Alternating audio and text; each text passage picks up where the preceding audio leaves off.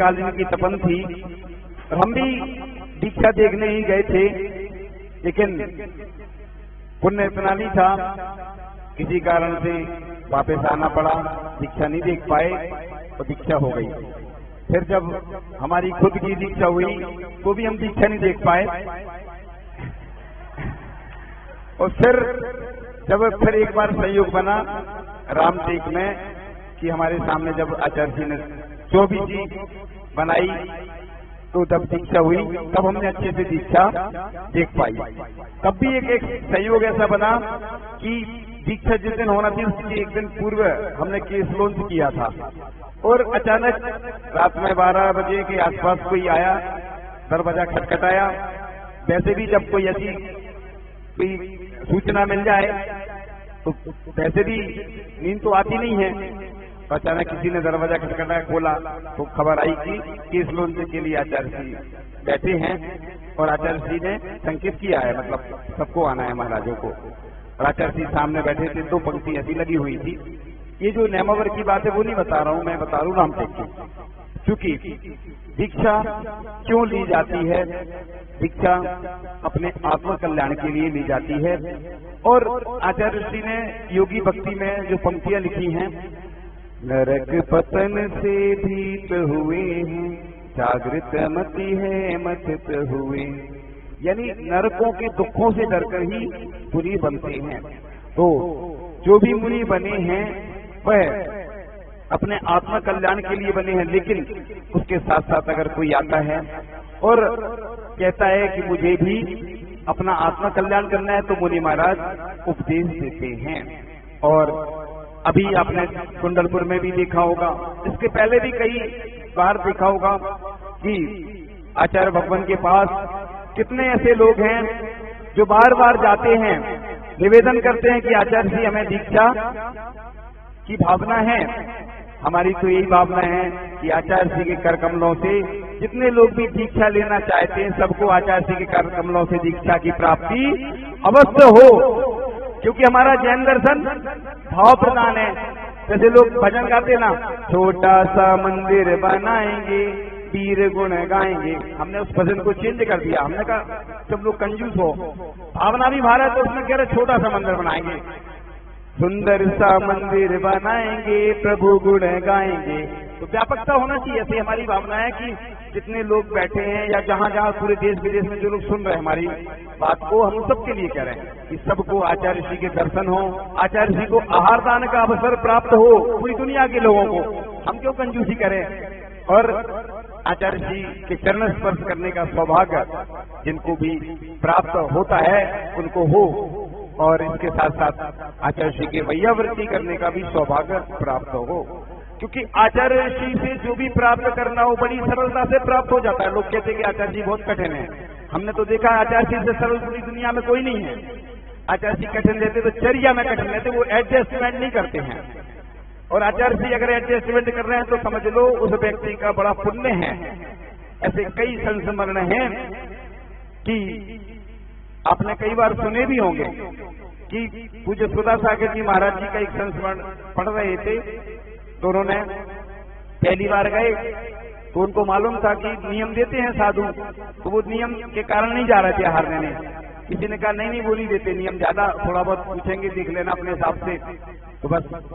तो उनने कहा कोई नियम लिया 1 हफ्ते के लिए, तो आचार्य जी ने पहले तो आचार्य जी बंद करे थे अंजलि अपनी, जैसी खोल ली, उनने आहार दे लिए तो फिर सब लोग कहने लगे अरे तुम तो बहुत सस्ते में निपट गए कि इतने कम नियम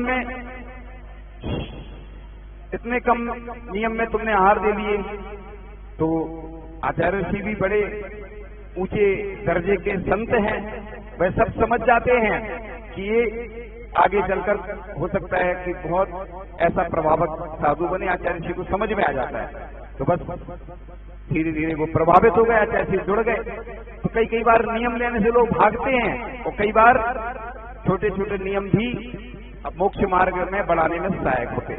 हमने अभी कुछ दिन पहले जब चर्चा हुई थी हमने बताया भी था कि नेमावर में ही जहाँ दीक्षा हुई थी 1999, उसके पूर्व की बात थी। हम भी जब आचार्य जी के पास दर्शन करने गए तो पूज्य सागर महाराज जी जब ब्रह्मचारी रास्ता में थे वो ले गए, और हम ब्रह्मचर्य व्रत लेने नहीं गए थे, हम दर्शन करने ही गए थे।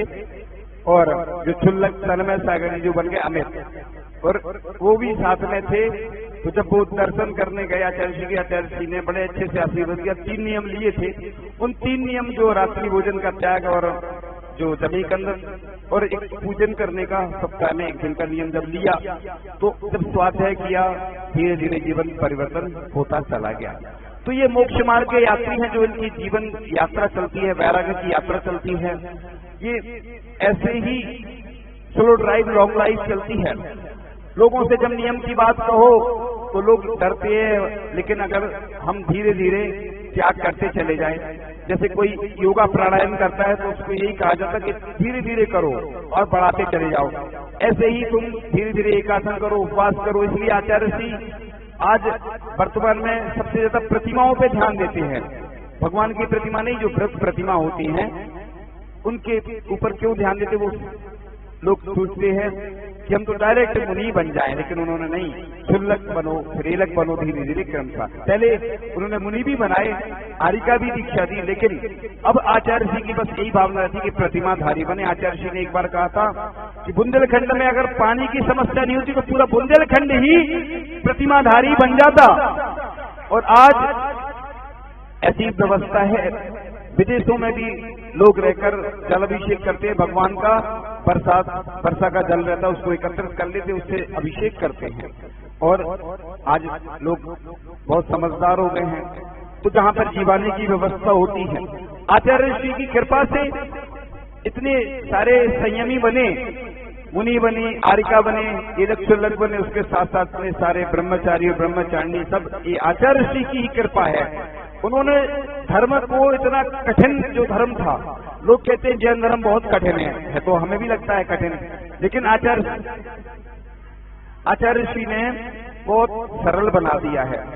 एक मैनेजमेंट होता है ना, जैसे लाइफ मैनेजमेंट, कि कैसे अपने जीवन को हम व्यवस्थित कर सके, जीवन जीने की कला होती है लाइफ मैनेजमेंट। ऐसी आचार्य श्री ने धर्म को खुद पहले पढ़ा, महसूस किया, फिर आचार्य जी को लगा कि लोग जैन धर्म का नाम सुन के ही कहते तलवार की धार पे चलना है, ये मुनि व्रत धारण करना, और वास्तविकता में है, क्योंकि गर्मी को सहन करना, ये स्लोंज करना, ये कठिन तो होता है।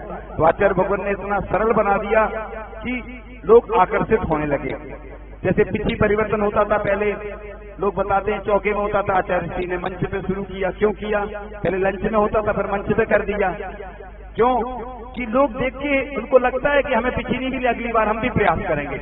और पंचगणना होते थे, पहले एक महिला आई, कहीं पे हमें स्थान याद नहीं है, डॉक्टर थी, वो उन्होंने बोला महाराज जी ये सब दिखावा प्रदर्शन की क्या जरूरत है, पंचगणना तो अंदर एक कमरे में भी हो सकते, मंदिर में हो सकते।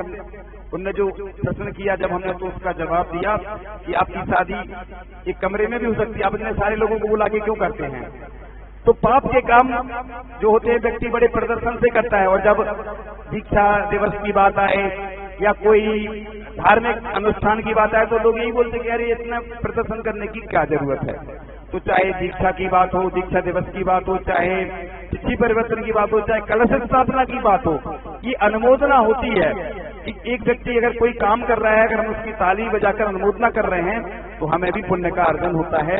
अपने वो गिरध पक्षी का उदाहरण सुना होगा पद्म पुराण में, कि भाई आया और लोड करके उस गंदुदक में जैसे ही लौटा तो उसके जो पंख थे वो तोड़ के हो गए। तो इसी प्रकार से हम जो भी अच्छा कार्य होता है उसकी अनुमोदना जरूर करें। ये तो हमने देखा है कि जब भी कोई कार्यक्रम होता है तो बहुत सारे लोग देखते हैं, लेकिन जब बात आती है प्रातः काल की बेला में, जब साधु संत जाते हैं तो लोग उठ नहीं पाते हैं। इसी प्रकार से जब त्योहार होता है, ये मैं सिर्फ यहीं के लोगों को नहीं बोल रहा हूँ, क्योंकि देश और दुनिया के लोग सुन रहे हैं, उन सबके लिए बोल रहा हूँ। एक व्यक्ति के लिए नहीं बोला जाता कोई बात, कि जब भी बच्चे जब अपने समाज के जो होते हैं उनके लिए अपन को प्रोत्साहन देना चाहिए, क्योंकि जो युवा होते हैं उनमें जोश होता है, और अपन उनको अगर अच्छे से प्रोत्साहन देंगे तो बच्चे क्या होता है और आगे बढ़ते हैं और धर्म से जुड़ते हैं।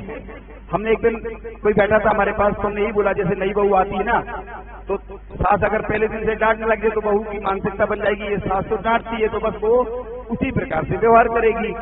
ऐसा सुनते कि गाय को भी अगर अच्छा नाम दे दो और कोई अच्छा संगीत सुनाओ तो गाय दूध ज्यादा देती है। जैसे महाराज जी ने सुबह सुनाया था, वो कल हम लोग पढ़ रहे थे संस्मरण, कि 5 लीटर दूध देने वाली गाय कितने लीटर, 8 लीटर दूध देने लगी। आचार्य जी के आहार का प्रभाव पड़ा। तो चाहे अपने बालिका मंडल हो, चाहे महिला मंडल हो, चाहे युवा साथी हो, इन सबको हमें प्रोत्साहन देना चाहिए। और जब भी साधु संतों के व्यवहार की बात आती है तो उनको अवश्य सहयोग देना चाहिए। तो आज के इस प्रसंग में कुछ बात अपनी रखकर फिर आगे की बेला में प्रारंभ होगा अगला क्रम। और आज के दिन जो मुनिराज दीक्षित हुए थे, सभी मुनिराजों के चरणों में यही प्रार्थना करता हूँ, यही भावना करता हूँ कि आप हमेशा स्वस्थ रहें और इस जिनशासन की प्रभावना में लगे रहें और आप अति शीघ्र उस मोक्ष तत्व को प्राप्त करें, जिस मोक्ष तत्व को प्राप्त करने के लिए सभी लालायित रहते हैं। तो गुरु कल्याण मित्र है, वे ऐसे चित्र हैं, चिंतक हैं, जो शिष्यों को बचाते हैं पतन से और अनिष्ट से बचाते हैं, जीवन को पवित्र उन्नत बनाते हैं। और जिनको भी अपना जीवन उन्नत बनाना तो गुरु को बनाना जरूरी है।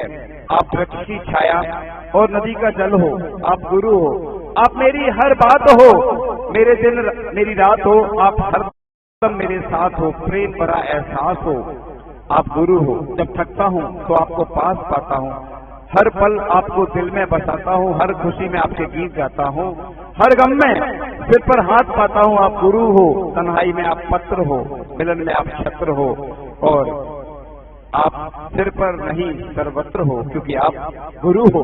तो गुरु की महिमा का बखान करने के लिए कितनी भी कलम आ जाएं तो भी वह बखान नहीं कर सकती हैं। और गुरु तो गुरु ही होते हैं। और गुरु के लिए एक बहुत सुंदर सा भजन है जिसको हम आपके सामने सुनाते हैं। हमें रास्तों की जरूरत नहीं है, हमें तेरे कदमों के निशान मिल गए हैं। गुरु जो मिले तो उषा खिल गई है, भव भव भ्रमर की निशा टल गई है। गुरु कहते जागो दशा ढल रही है, विद्या सागर से दिशा मिल गई है। डूबे थे दुख में संसार में हम, अनादि से जन्मे मरे दुख सहे हम। भव पार होने तरुण मिल गई है, विद्या सागर से दिशा मिल गई है। कर्मों के बंधन में जकड़े हुए थे, अज्ञानता से पकड़े हुए थे। बंध काटने की कला मिल गई है, विद्या सागर से दिशा मिल गई है। पतित पद दलित को गुरु ने उठाया, संयम रतन दे गौरव बढ़ाया। लाखों जनों को शरण मिल गई है, विद्या सागर से दिशा मिल गई है। हमें रास्तों की जरूरत नहीं है, हमें तेरे कदमों के निशान मिल गए। तो गुरु एक व्यक्ति नहीं सकती है जो हमारे ज्ञान को जागृत करती है। गुरु हमारी सोच को आकाश और जीवन की गहराइयों की समझ देते हैं। गुरु को ढूंढने के बजाय उन्हें जानने की इच्छा जगाए। तो इस प्रकार से गुरु होते हैं। तो इस प्रकार से गुरु ने हमें तो विश्वास को खुद पर तो सितारे बदल जाते हैं, विश्वास हो खुद पर तो सितारे बदल जाते हैं। नजर जो बदलो नजारे बदल जाते हैं। कश्तियां बदलने की भला जरूरत क्या है, दिशाओं को बदलो तो किनारे बदल जाते हैं। इस प्रकार से जो अपने अंदर वैराग्य को जागृत करते हैं। एक बार आचार्य भगवान के पास कोई गया कि आचार्य भगवान आपके शिष्य तो आपकी फोटोकॉपी है। आचार्य जी ने कहा वो फोटो कॉपी नहीं है, हमारे शिष्य हमारी ओरिजिनल कॉपी है। तो आचार्य भगवान से एक बार कहा कि आचार्य जी आप जब दीक्षा देते हैं तो क्या भावना करते हैं? आचार्य जी आप जब दीक्षा देते हैं तो क्या भावना करते हैं? तो आचार्य जी बोलते हैं कि मैं जब दीक्षा देता हूं तो यह भावना करता हूं कि मेरे जो शिष्य हैं मेरे से पहले ये सिद्ध बन जाएं। देखो कितनी अच्छी भावना, ऐसी भावना विशेष पुरुषों की ही होती है। तो आचार्य भगवान के चरणों में इन्हीं पंक्तियों के साथ कि और आज के दिन जिन मुनिराजों की दीक्षा हुई थी उनके चरणों में कि फूलों की वादी में बसेरा हो आपका, सितारों के आंगन में घर हो आपका, और दुआ है मेरी कि सारे जहां से खूबसूरत सवेरा हो आपका। इस प्रकार से आज के इस दीक्षा दिवस के प्रसंग पर जहां जहां जो मुनिराज हैं उन सबके चरणों में मैं यहीं से नमोस्तु निवेदन करता हूं कि वह वर्ष वर्ष स्वस्थ रहें और हमेशा बस गुरु की आज्ञा में चलते हुए गुरु का गुणगान करते रहें, क्योंकि ऐसे अवसर पुण्यशाली जीवों को ही आते हैं। जुबां खामोश पर गुरु की सहज मुनि मुद्रा है मौखर, सानुपात के गुणालंकृत सबको मोहे रूप सौंदर्य, जिनकी तप त्याग चरिया के देव नर किन्नर दीवाने, धर्म गुरु वेद सागर का अजब रुतबा शान ऐश्वर्य, धर्म गुरु वेद सागर का अजब रुतबा शान ऐश्वर्य। ऐसे धर्म सागर जी महाराज जो भैया जी में कुशल हैं, ऐसे जिन जिन मुनिराजों के बारे में हमने आज बोला है और भी ऐसे मुनिराज हैं। जब भी मुनिराजों की स्तुति की जाती है, एक बार गर्मी का समय था और कुंडलपुर की बात थी, बस अंतिम याद आ गया, बहुत अच्छा संस्मरण है। और प्रणम सागर महाराज जी की हम तारीफ कर रहे थे, प्रशंसा कर रहे थे। वो बोले अरे तुम क्या कर रहे हो? हमने कहा देखो महाराज जी हम आपकी प्रशंसा कर रहे हैं, एक मुनिराज की प्रशंसा जब भी करोगे तो पुण्य का बंद होगा, कर्मों की निर्जरा होगी, और आप समता से सहन करोगे तो आपकी भी निर्जरा होगी। तो महाराज जी कुछ नहीं बोले। इन्हीं भावनाओं के साथ परम पूज्य आचार्य भगवान गुरुदेव श्री विद्यासागर जी महामुनिराज जी की